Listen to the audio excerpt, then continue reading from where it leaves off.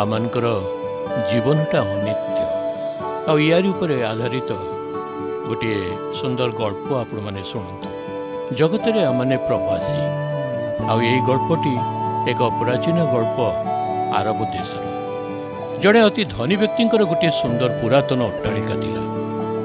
एथिपाई से विशेष गर्व अनुभव करते। दिने जड़े सामान्य फकीर तांको द्वार निकट आसी प्रश्न कले, महाशय आपण ये सरे घर को केबेठु आसिले?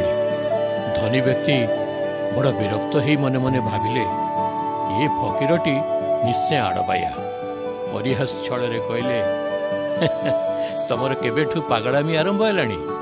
ये अट्टालिका मो निजर, एटा कौन पथिकंक चटी घर परि दिसुची? पागलंकु सबुटा अड़ुआ दिसे। अरे ये कौन आजिकार अट्टालिका? ये मोर सात बापा अमलर, मु ताकू किछि बढ़ेइछि। फकीर पचारे, आपनको सात बापा कोठी? धनी लोक कहले, सी बहु कालरू ए संसार छाड़ी चली गले। फकीर पचारे, अच्छा आपनको बापा संगे मोर कौन साक्षात हो पार?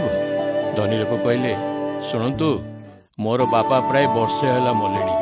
फकीर से कहले, ओ से दुई जन किछि काल एठारे रोउथिले, किंतु से माने मलेनी। कोउठी गले ता आपण मध्य तांको परी किछि दिन एई चटी घरे रही चिरकाल पाई दिने चली जिवे। धनी लोक मुह तळु करी सेठु चली गले। प्रिय माने, ईश्वरंकर वाक्य कहे, हे मोर मन, तोर यथेष्ट अछि, एबे सुखरे रह। ईश्वर ताको कहले, रे मुड़, आज रात्र रे तोर जीवन चली ये सब कौन है?